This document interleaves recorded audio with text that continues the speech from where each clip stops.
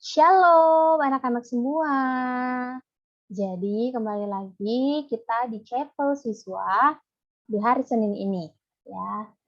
Kita akan memulai minggu ini dengan mendengarkan firman Tuhan. Oleh karena itu Ibu selalu mengajak anak-anak semua untuk boleh mempersiapkan diri ya, mempersiapkan hati, Alkitab, catatan dan alat tulis, serta jangan lupa setelah menonton video ini untuk mengisi form ya di link yang akan dibagikan oleh Bapak Ibu WK ya, refleksi seperti itu. Oke, mari kita saat teduh sejenak.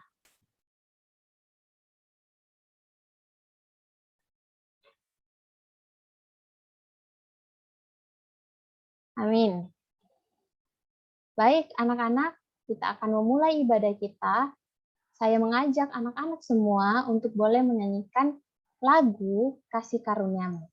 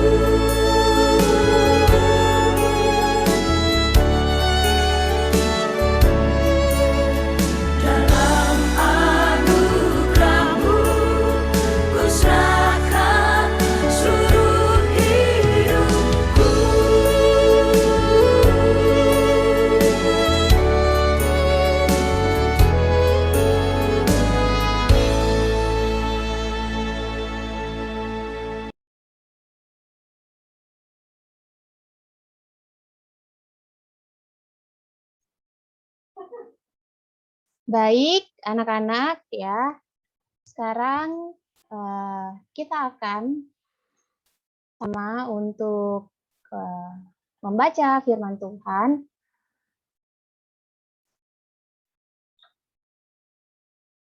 Ibu Selmi ingatkan lagi ya untuk mempersiapkan Alkitab, catatan dan alat tulis, serta setelah menonton video chapel ini untuk mengisikan ya refleksi di link yang sudah disediakan atau dibagikan oleh Bapak Ibu WK kalian masing-masing ya. Baiklah, Ibu Selmi ajak kalian untuk membuka dari Yohanes 12 ayat yang pertama sampai ke 8. Yohanes 12 ayat yang pertama sampai ke 8. Oke. Sebelum kita membaca ya dan merenungkan firman Tuhan, mari kita bersatu dalam doa, kita berdoa. Allah Bapa kami yang bertata dalam kerajaan sorga, sungguh Tuhan kami mengucap syukur jikalau pada pagi hari ini kami masih boleh Tuhan untuk membaca dan merenungkan firman-Mu Tuhan. Engkau yang memberkati kami Tuhan dalam kami boleh mendengarkan ya firman daripadamu. Terlebih lagi ya Tuhan, kami boleh menanamkannya dalam hati kami dan melaksanakannya dalam langkah kehidupan kami. Engkau juga yang memberkati hamba-Mu Tuhan, biarlah hamba-Mu ini boleh menyampaikan firman-Mu serta berkata-kata seturut dengan kehendak-Mu. Nah, menjadi doa kami dalam nama anak-Mu Yesus Kristus kami sudah berdoa. Amin. Baik anak-anak, Ibu ajak kalian untuk kita bersama-sama membaca Yohanes 12 ayat pertama sampai ke 8. Di bawah perikop, Yesus diurapi di Betania. 6 hari sebelum Paskah, Yesus datang ke Betania, tempat tinggal Lazarus yang dibangkitkan Yesus dari antara orang mati. Di situ diadakan perjamuan untuk dia dan Marta melayani, sedang salah seorang yang turut makan dengan Yesus adalah Lazarus. Maka Maria mengambil setengah kati minyak narwastu murni yang mahal harganya, lalu meminyaki kaki Yesus dan menyekanya dengan rambutnya. Dan bau minyak semerbak di seluruh rumah itu.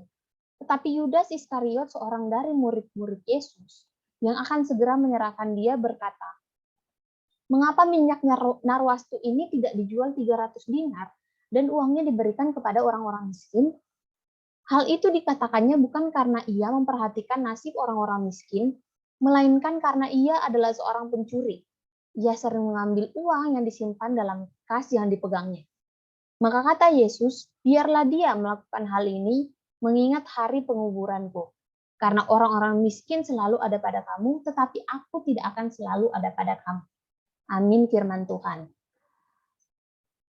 Baiklah anak-anak, sebelum kita ke slide ini, Ibu back dulu. Nah, jadi dalam minggu ini itu kita topik besarnya yaitu Yesus dieluk-elukan. Ya, jadi ini dalam pasal 12 ini adalah perjalanan Yesus 6 hari ya, selama 6 hari sebelum akhirnya dia meninggal ya, mati di kayu salib seperti itu. Nah, di ayat yang pertama sampai yang ke-8 ini itu akan membahas bagaimana Maria ya, dia akan memberikan sesuatu yang pada saat itu berharga ya bagi Yesus. Nah, tapi sebelum itu Ibu Selmi mau ajak kita membayangkan ya.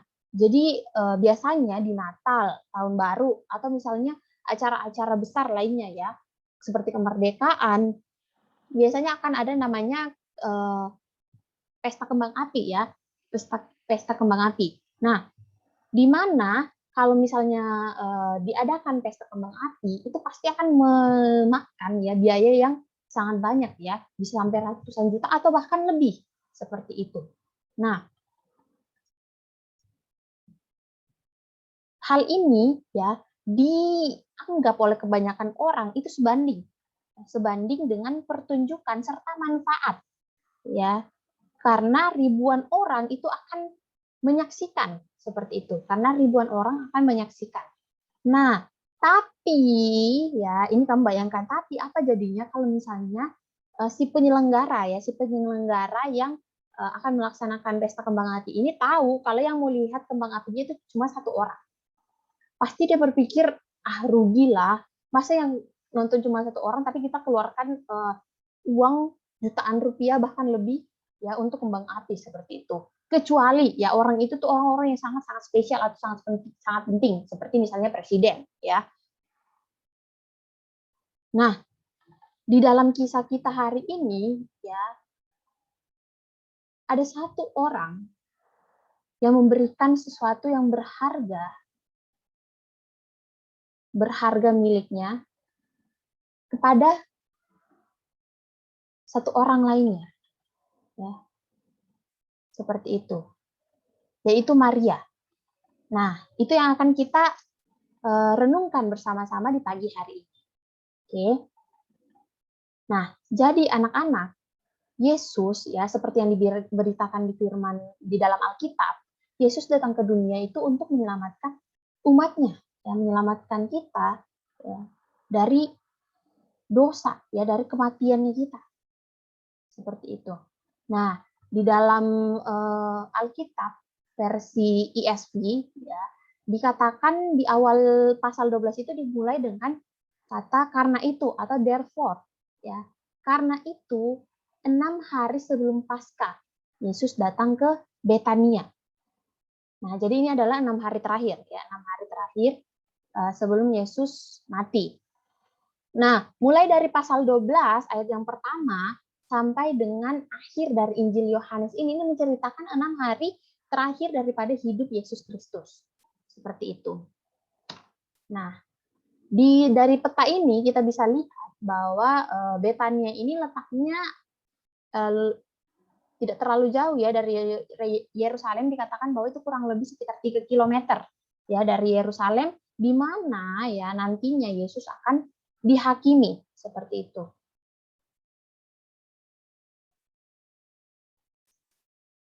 Pada ayat yang kedua dikatakan bahwa mereka mengadakan perjamuan makan. Nah, ini bukan perjamuan makan biasa, tetapi merupakan memang ya perjamuan ini diadakan untuk Yesus ya, untuk dia seperti itu. Kemudian di ayat yang ketiga, Maria menyatakan kasihnya kepada Yesus dengan meminyaki kaki Yesus menggunakan minyak narwastu yang mahal harganya. Oke. Kemudian menyekanya dengan rambutnya.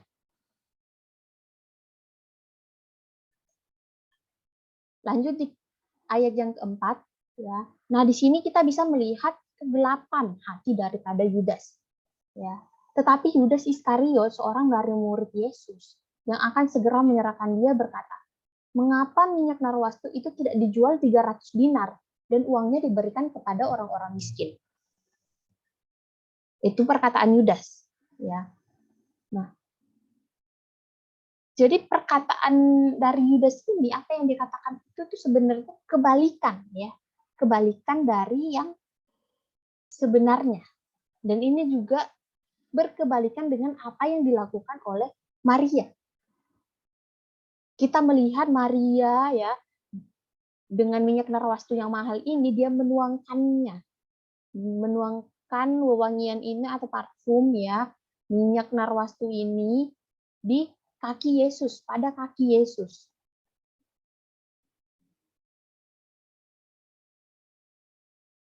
Jadi keindahan hati dari Maria dengan penuh ucapan syukur mengenal Kristus yang mulia dan yang begitu berharga. Nah, di sisi lain, Yudas ya, dia itu mengeluh ya, lebih memikirkan harga daripada minyak itu daripada memikirkan Yesus. Ya.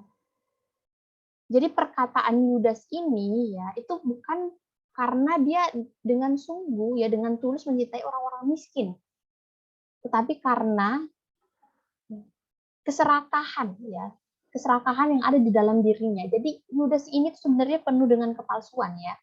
Dia menggunakan kemuliaan Kristus untuk mendapatkan uang. Jadi dia mencuri uang dari perbendaharaan mereka. Nah,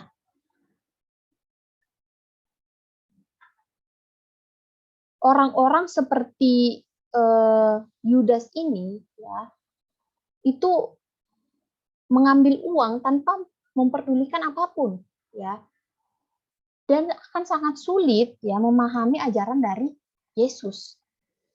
Apapun yang dikatakan tidak akan mendapat tempat di dalam hatinya. Apapun yang dikatakan oleh Yesus tidak akan mendapatkan tempat di hatinya. Nah, dia begitu memikirkan tentang apa? Dia lebih memikirkan tentang jumlah uang, ya. Di kas perbendaharanya karena memang dia mendapatkan keuntungan dari situ. Dia biasa mencuri, ya. Dari situ dia mencuri uangnya, seperti itu. Nah, dengan mata yang seperti ini ya, dia melihat peristiwa Maria mengurapi kaki Yesus dan memberikan komentar yang sangat munafik. Ya. Nah, tapi sampai di sini mungkin bilang, Yudas ini munafik ternyata. Hati-hati.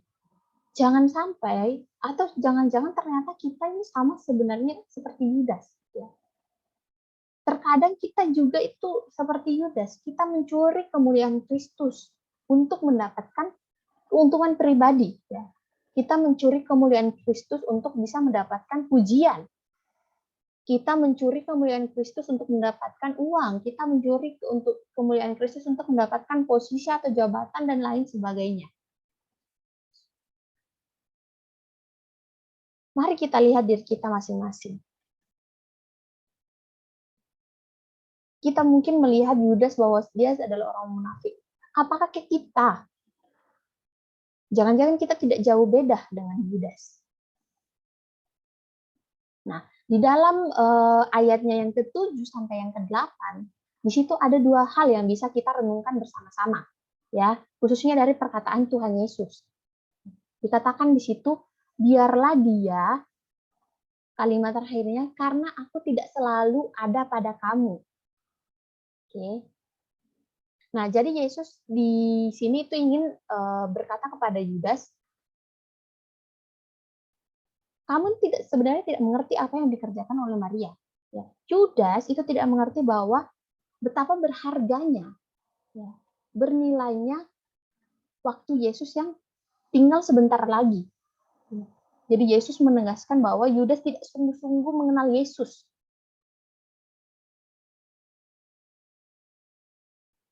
Dia tidak mengerti bahwa dia bisa melihat Yesus, dia mendengar perkataan Yesus, memiliki persekutuan yang intim dengan Yesus itu adalah sesuatu yang sangat-sangat berharga melampaui apapun.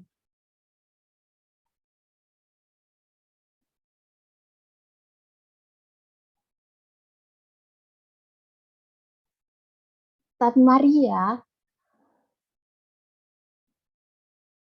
dia mengerti akan hal itu. Hatinya itu penuh dengan kasih dan syukur karena dia sungguh mengenal Yesus. Dia sungguh mengenal Tuhan. Nah, untuk kalian ketahui bahwa minyak narwastu ini nih, minyak narwastu murni, ya, itu harganya 300 dinar, itu sama dengan 1 tahun gaji, ya, atau kamu 300 hari kerja. Bayangkan, ya, untuk minyak narwastu ini, itu kamu beli untuk dengan harga 1 tahun gaji, ya, 1 tahun kamu nggak makan gitu misalnya, untuk beli minyak narwastu ini, kan nggak mungkin. Jadi digambarkan, ya, ini menggambarkan bahwa memang minyak narwastu ini sangat-sangat mahal harganya, seperti itu, dan pasti itu berharga, ya. Nah, Kristus, ya, bisa melihat hati Maria. Kristus melihat hati Maria, ya, yang meluap dengan kasih yang sungguh, ya. Maria melihat bahwa Yesus ini sangat-sangat berharga. Maria melihat kemuliaan Allah yang telah membangkitkan Lazarus yang adalah orang yang dikasihinya.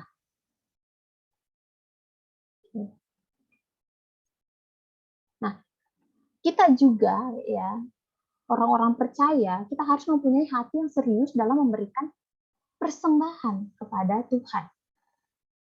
Karena persembahan ini adalah bagian dari ibadah kita.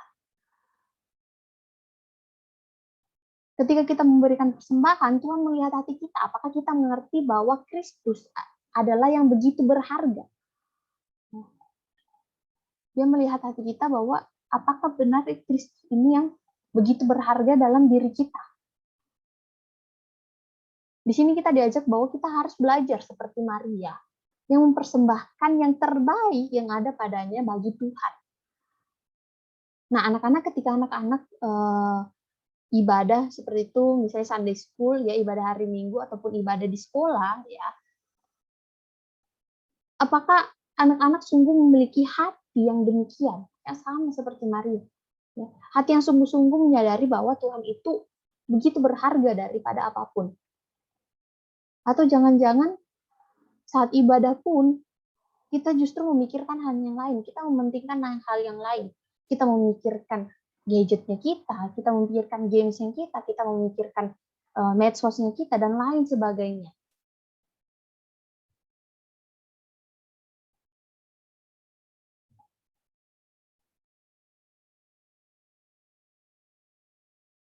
Nah, yang kedua, jadi dikatakan biarkanlah dia, kalimat selanjutnya, karena orang miskin selalu ada pada kamu. Ya. Jadi sebenarnya Yesus ini mengetahui ya hati Yudas. Dia mengetahui hati Yudas yang sebenarnya dia tidak sungguh-sungguh mempedulikan orang miskin. Ya, kalau misalnya seandainya betul dia mempedulikan orang miskin, maka seharusnya setelah Yesus pergi, ya, seumur hidupnya dia akan melayani orang miskin. Nah, tapi kita tahu bahwa kelanjutan ceritanya adalah beberapa hari setelah ini, ya, setelah peristiwa itu, Yudas justru menjual Tuhan Yesus, ya, dia justru menjual Tuhan Yesus seharga 30 keping perak. Nah, yang pada waktu itu 30 keping perak itu sama dengan harga seorang budak. Bayangkan, dia menjual Tuhan Yesus saja itu sudah sangat-sangat salah. Dan dia menjualnya dengan 30 keping perak, yang adalah seharga dengan seorang budak.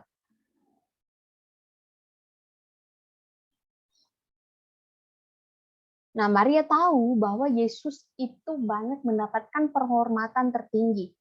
Ya, Maria tahu. Dia menyadari akan hal itu, dan dia dengan sungguh, dengan penuh syukur, ya, menunjukkan kasihnya kepada Tuhan. Tetapi Yudas, dia sudah dibutakan oleh uang. Dia sudah dibutakan oleh hal-hal duniawi. Ya, dia sudah buta untuk mengetahui betapa istimewanya Yesus itu. Nah, jadi anak-anak, segala sesuatu yang ada di dunia itu semuanya sementara. Kekayaan orang tua kamu sekarang itu sementara. Barang-barang yang kamu miliki sekarang itu sementara. Kepopuleran yang kamu miliki sekarang itu sementara.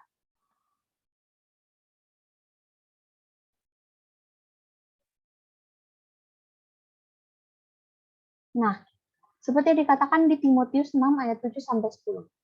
Sebab kita tidak membawa sesuatu apa ke dalam dunia, dan kita pun tidak dapat membawa apa-apa keluar. Asal ada makanan dan pakaian cukuplah. Tetapi mereka yang ingin kaya terjatuh ke dalam pencobaan, ke dalam jerat, dan ke dalam berbagai-bagai nafsu yang hampa dan yang mencelakakan, yang menenggelamkan manusia ke dalam keruntuhan dan kebinasaan. Karena akar segala kejahatan ialah cinta uang. Sebab oleh memburu uanglah beberapa orang telah menyimpang dari iman dan menyiksa dirinya dengan berbagai-bagai duka. Ya. Menjadi anak-anak, ingat ya, kita ingat lagi ya. Kita tilik lagi hati kita masing-masing. Apa sih yang paling berharga untuk kita? Sesungguhnya apa ya yang menjadi fondasi, yang menjadi inti daripada kehidupan kita? Apakah yang ada di dunia ini yang ada sementara, atau Kristus yang akan membawa kita kepada kehidupan yang kekal bersama-sama dengan Dia? Jadi saat kita berpaling meninggalkan dunia ini dan menyerahkan hidup kita kepada Yesus, kita mengikuti teladan yang sudah diberikan oleh Maria. Ketika kita percaya kepada Yesus dan berkomitmen untuk mengikuti Dia, kita memberikan kepadanya sesuatu yang bahkan lebih berharga daripada wewangian yang Maria berikan, daripada parfum narwastu itu, ya, minyak narwastu yang mahal harganya. Yaitu kita memberikan hidup kita kepada Yesus. Pertanyaannya sekarang, ya, kamu tanyakan pada dirimu sendiri.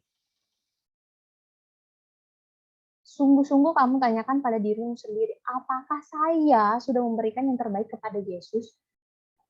Apakah saya sudah memberikan yang terbaik daripada saya sendiri kepada Yesus, yang adalah empunya segalanya? Nah, ini silakan anak-anak refleksikan, ya. Tanyakan pada diri kamu masing-masing yang sungguh-sungguh berharga, ya, yaitu Yesus. Yesus juga, kita di mata Yesus, kita juga sangat-sangat berharga. Bahkan kita adalah ciptaan yang mulia. Nah, sekarang apakah saya sudah memberikan yang terbaik kepada Yesus? Saya ajak kita semua untuk berdoa. Tuhan Yesus, terima kasih untuk firman-Mu Tuhan, di mana kami diingatkan kembali bahwa apakah kami sungguh sudah memberikan yang terbaik kepada Yesus? Apakah kami sungguh melihat Yesus sebagai sesuatu yang lebih berharga, paling berharga dari segala sesuatu? Tuhan, biarlah firman-Mu boleh menjamah hati dari setiap kami, boleh mengingatkan kami Tuhan, bahwa hidup kami di dunia ini tidak ada artinya jikalau tanpa Engkau. Ya Tuhan, terima kasih untuk firman yang boleh kami dengarkan. Biarlah kami boleh merefleksikannya Tuhan, terlebih kami boleh menjalankan dalam kehidupan kami.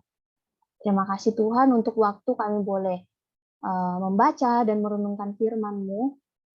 Dan Engkau yang memberkati kegiatan kami setelah ini ya Tuhan. Kegiatan kami 1 minggu ini, kami serahkan ke dalam tangan-Mu. Dalam nama Tuhan Yesus kami sudah berdoa. Amin.